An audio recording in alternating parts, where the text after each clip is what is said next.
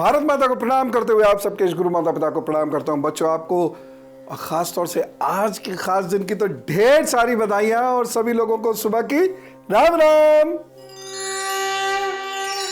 भाई, आज माँ भारती बहुत अच्छे से सजी हुई हैं क्योंकि उनके बहुत सारे बच्चे लोहड़ी का उत्सव जो मना रहे हैं देश के बहुत सारे भागों में। और अब तो सौभाग्य से टेलीविजन वगैरह की वजह से ये लोहड़ी का उत्सव क्या सारे उत्सव पूरे देश में फैलते चले जा रहे हैं और सब लोग सबके उत्सव मनाने लगे हैं। इसलिए लोहड़ी का उत्सव बड़ा विशेष हो गया है। वैसे भी हरियाणा और पंजाब का नृत्य, वहाँ की बोलियाँ, वहाँ के संगीत का जवाब नहीं, और जिसकी वजह से यह उत्सव बहुत सुंदर हो जाता है। जगह जगह पर रेवड़ियाँ, मक्का, मूंगफली ये बांटी जा रही होती हैं। बच्चे बूढ़ों से जिद कर कर के बुजुर्गों के बटुए टटोल टटोल के लोहड़ी मांग कर ले आते हैं, और कुछ लोग तो इधर की आग लोहड़ी की उठाकर दूसरी जगह लेकर भाग जाते हैं। उस चक्कर में झगड़ा झंझट भी होता है, लेकिन कुल मिला के बड़ा उत्सव रहता है, आनंद है। लेकिन ये समझ में नहीं आई कि मक्का ही क्यों, मूंगफली ही क्यों, रेवड़ी ही क्यों? कहीं ऐसा तो नहीं कि बाकी त्योहारों की तरह यह त्योहार भी हमें कुछ वैज्ञानिक संकेत दे रहा हो? भाई, दूल्हा भट्टी और सुंदरी मुंदरी की कथा तो सबको मालूम ही है कि किस प्रकार से दूल्हा भट्टी ने सुंदरी मुंदरी नाम की दो लड़कियों को बचाया, जबकि दूल्हा भट्टी एक डाकू है और उसने उन दोनों कन्याओं का विवाह भी करा दिया और उसके पास उस वक्त देने को कुछ भी नहीं था, शक्कर दे के विदा कर दिया। तो एक कारण तो ये भी है लोहड़ी मनाने का। लेकिन पंजाब की धरती कृषि की धरती है। यहाँ जब भी कोई नई फसल आती है तो उसका उत्सव होता है, और जब कोई फसल पक के तैयार होती है, बाजार में जाने वाली होती है, तो उसका उत्सव होता है। उत्सव इसलिए कि अब धन आएगा, और उत्सव इसलिए भी प्रभु तेरा बहुत बहुत धन्यवाद। रेवड़ी और मूंगफली ये हमारी जिंदगी में बड़ी महत्वपूर्ण है। जब राहु बड़ा प्रबल रूप से परेशान करने पर उतर आता है, या किसी की कुंडली में बृहस्पति और राहु बहुत करीब होते हैं, जैसे अभी गुरु चंडाल योग शुरू हो गया है, तो ऐसे में जो बच्चे उत्पन्न होंगे उनमें से कुछ बच्चों की कुंडली में, सबकी कुंडली में नहीं होता, ये तो डिग्री से देखा जाता है। जब राहु और बृहस्पति की डिग्री बहुत करीब होती है, यानी 10 डिग्री इधर या उधर हो, जब राहु बृहस्पति से या बृहस्पति राहु से, तब गुरु चंडाल योग बनता है। और ऐसे लोगों को मूंगफली बांटनी चाहिए, या मूंगफली का तेल बांटना चाहिए, या शनिवार को मूंगफली का तेल उड़द के साथ बांट देना चाहिए। राहु का प्रभाव तेजी से कम होता है। शनि के लिए भी मूंगफली बहुत अच्छी है।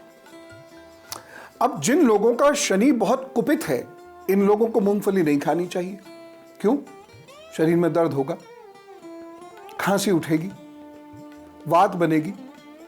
लेकिन जिन लोगों का शनि कमजोर है, वैसे अच्छा है, ऐसे लोगों को मूंगफली जरूर खानी चाहिए। क्यों? शरीर मजबूत होगा।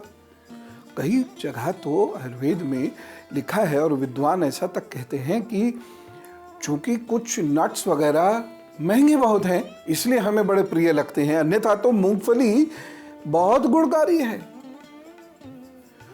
तो ये लोग मूंगफली खाएं, और जब शनि कुपित होकर परेशान कर रहा हो तो रोज मूंगफली बांट दिया करें।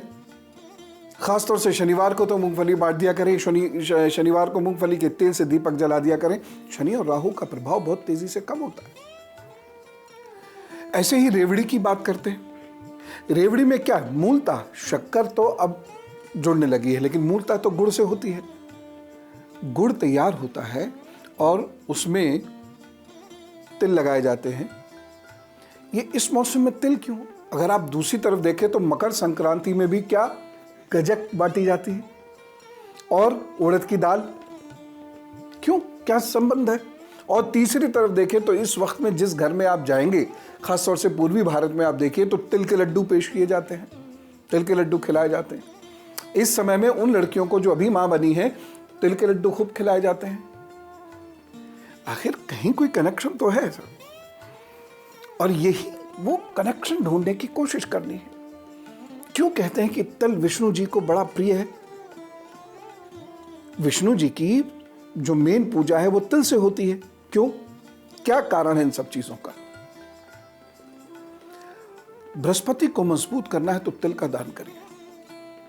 बृहस्पति को और मजबूत करना है तो गुड़ की रेवड़ी या गजक का दान कीजिए। खास तौर से बृहस्पतिवार को यदि आप गजक बांटते हैं तो इसका बड़ा लाभ होता है। अब मैं आपको मूंगफली के कुछ गुण बताता हूं, इसे बहुत ध्यान से सुनिएगा, बड़ा आनंद आएगा। मूंगफली अदरवाइज बहुत फायदेमंद है। क्यों?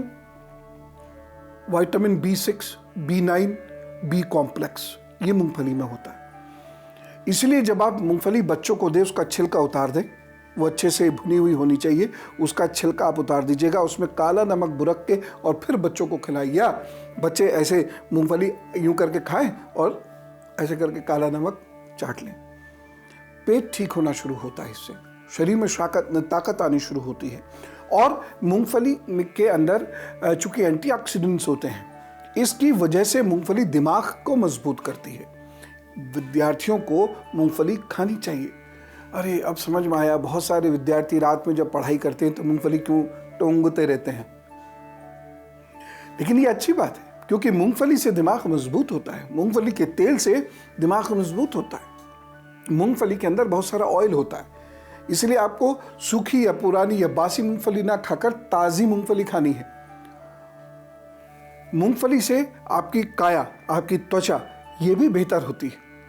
इसलिए जाड़ों में जो लोग लगातार मूंगफली खाते रहते हैं, मतलब मूंगफली बहुत ज़्यादा नहीं खानी है, इसके बारे में अभी बताऊंगा, लेकिन जो लोग मूंगफली खाते हैं उनकी त्वचा अच्छी रहती है, शरीर में गर्मी देती है मूंगफली, और आपको जाड़ों से भी बचाती है मूंगफली। खास तौर से खेलने कूदने वाले बच्चों को तो मूंगफली का सेवन अवश्य करना चाहिए। लगभग 100 से 200 ग्राम मूंगफली आप रोज खा सकते हैं। हाँ, जिन लोगों को सीरम यूरिक एसिड बढ़ने की दिक्कत है, उन लोगों को मूंगफली बहुत सोच समझ कर खानी चाहिए, क्योंकि उनको हाई प्रोटीन की वजह से गांठों में दर्द हो सकता है, सूजन आ सकती है, दर्द हो सकता है।